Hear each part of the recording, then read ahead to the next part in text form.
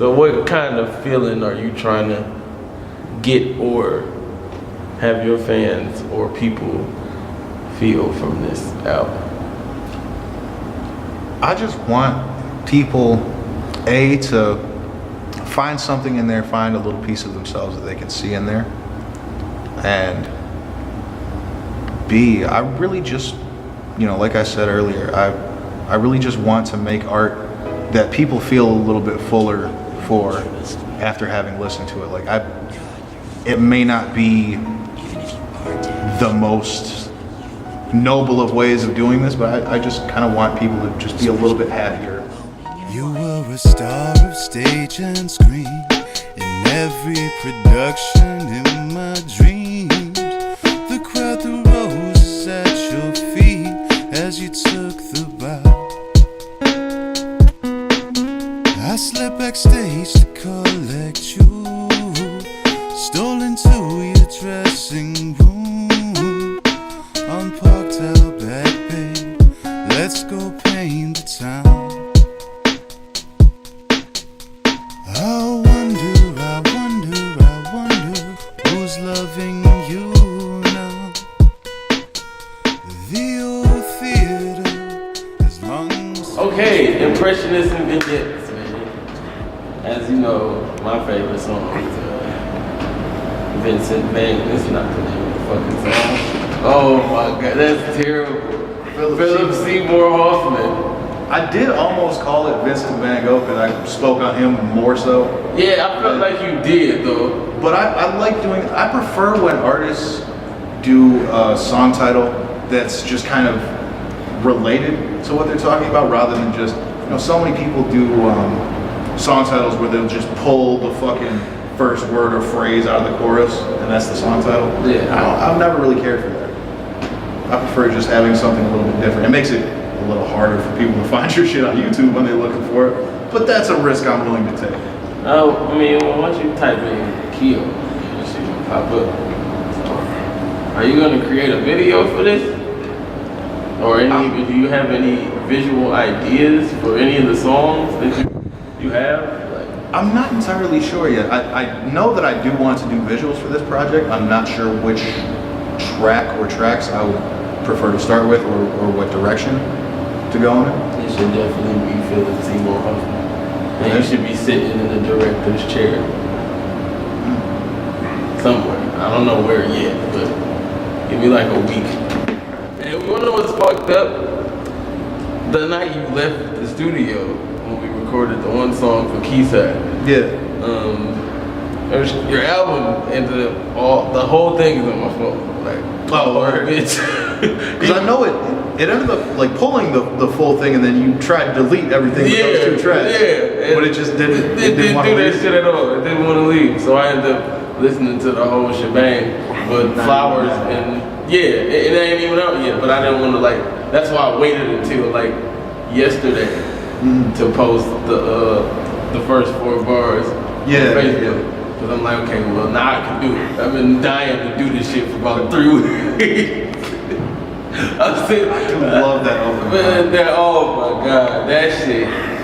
That battling depression with insufficient ammo gets me every fucking time. I'm like, yo, I need to find out who the fuck Vincent Van Gogh is. And then he was a pretty sad dude. That's one of the greatest painters of all time, and people sort of recognize that now. But during his lifetime, nobody fucked with him. And he basically just kind of went into spirals of not only severe depression, but insanity as well. And he was in a sanitarium for a while, and he ended up... People aren't sure. There's a little bit of debate on whether he was murdered or whether he killed himself. But he was sort of if it was murder, it was some shit that he was kind of cool with. Yeah.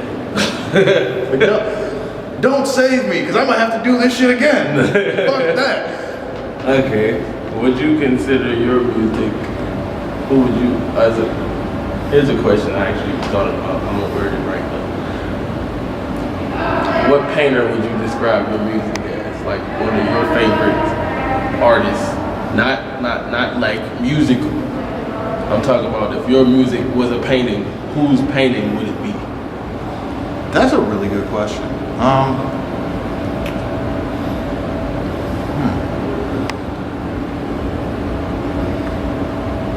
If I had to pick anyone, probably be Manet. Not Claude Monet, but Edouard Manet, who was a contemporary of Monet's in, again, the Impressionist art school, which is kind of what this whole album was referencing. And I think you can tell by his technique that he was very grounded in technique, and and in sort of the classical study.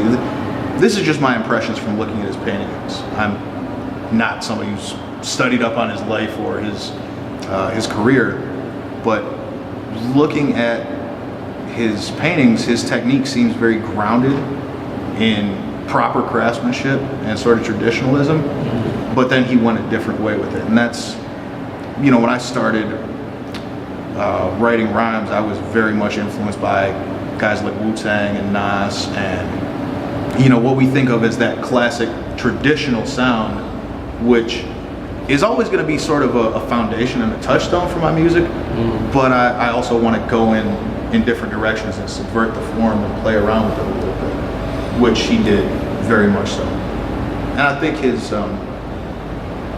his detail when he painted faces was really, really nice, and that's kind of, a lot of my stuff is abstract, but I do try to pay attention to details and be detailed when I'm doing storytelling or descriptive passages. Okay. I got another question about you and Save's relationship on music. Like, you guys have a good back and forth thing that you do as far as concepts go, and it seems like whenever I hear you two on the track, y'all kind of discuss your relationship with each other through different experiences and different relations that's not or different situations, like the stories around the campfire before Jordan Lucas made his shit, y'all shit. I forgot the name of it though. Laws. Lame ass white supremacy. Yeah, okay. That's what that stands for? Yes, it is. I was today years old when I found that out. I was sitting up there. I never asked. On this day in musical history. Lame ass white supremacy. Okay, that's cool. Okay, so Vignettes was that's another one of them. You know what I'm saying? That one of y'all take your relation, at least Save likes to bring it up in some of his verses about y'all two relationship, as friends type shit. Well, that actually is that neither of those verses weren't about each other. Savior, and this is some kind of crazy synchronicity type of shit, which I've noticed happens a lot with the two of us. I was just mentioning to Rachel, and they're a big part of the theme of this album is memory, and how memory can be sort of unreliable. And that song, the concept for that particular song was actually Savior's.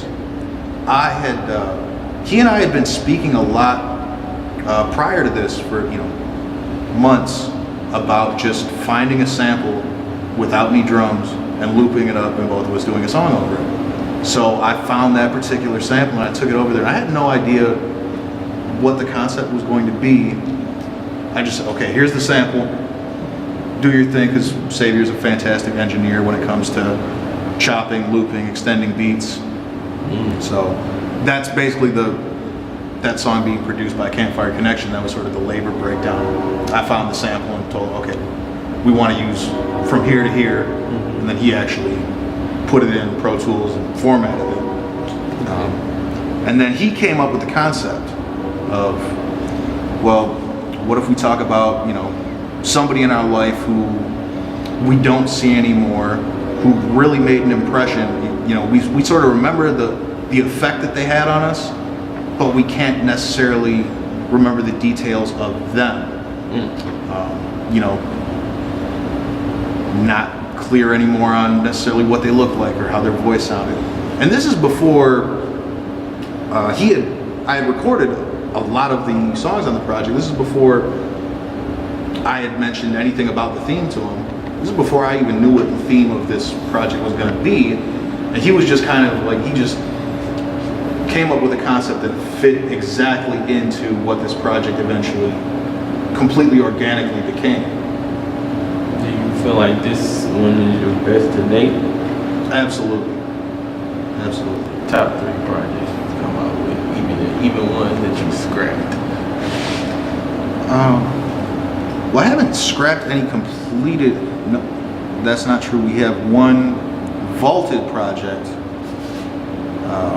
So there was a member of Campfire who's no longer in the group, and Savior, I, and him had a trio album, which he had left the group right during sort of the finalizing and the mixing stages, and that would probably be in my top 3. As far as solos, every project that I've actually completed has been released.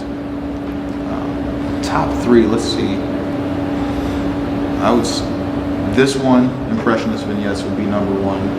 I would have to say the Cigarette Burn Soul EP that I did back in 2015 would be number 2. And that, much like this, is a very, very personal work.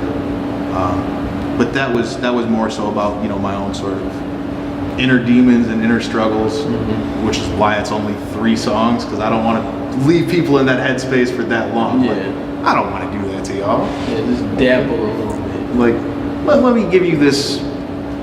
Let me give you my pain in bite-sized chunks, so it doesn't just fuck you up too much. Yeah. I'm not that much of an asshole. And even in some of your other features songs, you really fucking deliver. Like, deliver flows sometimes. And I can tell when it's like, you come up with the hook of the song. Like, I can tell based off of me working with you. Like, certain hooks I hear, I'm like, yeah, Kia made that. Like, you know what I'm saying? And if you're on the track in Campfire, like, when I hear y'all shit, I'm like, yeah, Kia made that hook. Like, you know what I'm saying? Or Keo meant to go either last or they just switched it. It like certain aspects I can tell that's you. So when I say, and even when you outside of Campfire, if you on some KPZ shit, if you on somebody else shit, like, you deliver. Like, even on the Black Toad feature, I can rap that bitch word for word. Not right now, because I'm not going to. But yeah, like, you deliver. And it's so always, happy I got to be a part of that song, because that was so that's just by chance. Man. That shit deserves a video, but we will never be able to make that video. Yeah. That's trash. And not going trash either. That shit. It's Rapper beefs, relationship problems. Yeah. Wah, wah, wah. Yeah. But tell me what songs inspired that move into Detroit. That actually wasn't inspired by any songs. That was inspired by Damn. I was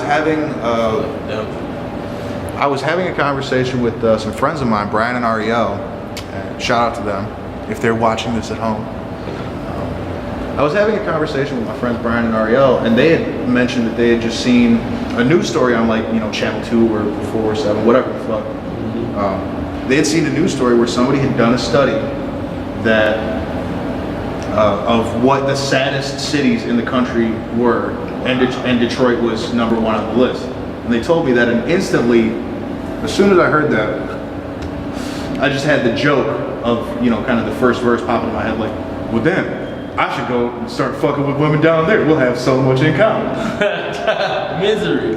And then the first 2 verses very much wrote themselves, like, immediately from that. And I had already had the guitar parts worked out, you know, maybe a few days before that. A lot of times I'll write, when it's singer-songwriter stuff, I'll tend to write music and lyrics separately, and then I'll find some, okay, this seems like it would fit the vibe of this, and put stuff together that way. So you write, of course, your own lyrics, but your own music as well. Yeah, absolutely. I can't write music for shit. Well, I can't write it down on paper. I can't get a staff sheet and put the music notation down, but you know, I just compose it while as I'm playing. Oh, you like. The first two verses just kind of wrote themselves that way, just based off of that joke, and then actually having caught an OWI, and one of the stipulations of having an OWI is you can't get your CPL. And I have no idea if people watching this outside of Michigan know what those terms are. No WI is operating while intoxicated, which is basically just a lesser sentence version of a DUI. And a CPL is a concealed pistol license, which you're not allowed to get for 8 years after you complete your sentence or probation or what have you for catching like an OWI or probably a whole host of other alcohol-related charges, which makes sense. They don't want motherfuckers who drink and make bad choices having guns, and I get that. Because you're a drinker that has bad habits. Don't drink and drive, kids. Seriously. This is not a thing that you should ever do. I fucked the dog on this so you don't have to. I wouldn't use that term, but alright. You fucked the dog on this. The discussion, it's not supposed to be appealing. I'm trying to scare and straight these motherfuckers. Hey, scare and straight didn't work. Let you know now. That shit did not work. That shit was only entertainment. For real. Hell yeah. You wanna come in this room, boy? I can't. Why not? Because the door ain't open, bitch. Right. You know what I'm saying? Nigga banging on the wall, mad as hell. You gonna do right. You gonna do right. All right. You gonna hurt your fucking hand too. So mad. Okay. But yeah, don't drink and drive. Don't do that. And don't punch walls. Don't. But possibly try to scare minors. Because that should be sometimes fun and sometimes useful for their lives. Fuck yeah. Scaring minors is great. Moving to Detroit shit. Yeah, those first two verses just kind of were what they were. And then the third verse, Rachel and I had a conversation right around the time that I wrote that song, a little bit beforehand. She had just moved down to the city, and we were just kind of talking about, because that has been a thing that I've noticed when I've come down, because I come down to the city very frequently to go to the studio, to hang out with my friends, to go to shows, what have you. And, you know, people from outside of the city have this certain image of what the city is like, and there's a reputation for it being dangerous and so on and so forth. And I can honestly say there's only been one or maybe two times when I've been in the city where I actually legitimately felt like I was in danger. But there is just kind of this psychic weight that's lifted as soon as I leave the city and go back home. It's just like I can kind of like let out this deep breath of like I made it, even though at no point did I feel like threatened. Yeah, but it's just like okay, I got through that one, and it's just this strange thing, and I just kind of wanted to explore that and be honest about it, even though the song itself is sort of tongue-in-cheek. And part of the reason that, because that song is about 2 years old at this point. Oh. And I was really back and forth on whether to release it, whether to even add it to this project, because I really didn't want people to get the impression that I was just shitting on the city.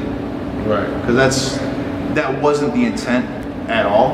And I think it's so many people now, especially within the past few years, who are just coming through and have no real emotional investment or cultural investment in the city, or they're just coming through to exploit the fact that there's, you know, cheap housing prices and cheap, you know, just gentrifying the downtown and midtown areas and so on and so forth. And there's so much outside exploitation of the city that I was really leery of putting out a song that could feel like that, like, ooh, let me just use this city as a punchline to make people laugh or entertain people. Like that's not what I wanted to do. I just wanted to really just kind of be honest about my own feelings and how I've experienced the city, which is a place that I fucking love. Detroit is one of my favorite places on earth, and Detroit hip hop, the art scene here, the culture here is something that even before I ever started coming down here, you know, Detroit rappers were my favorite rappers. This has been a city that I've always had a real love for, even before I got to experience it for myself, just based on the art that was coming out of here. So for me to now be able to come down here and be able to be a part of the scene, and the hip hop scene and the hip hop culture in Detroit, and to be welcomed and be embraced, and to have people that I really look up to in the scene say like, yeah, come on, man.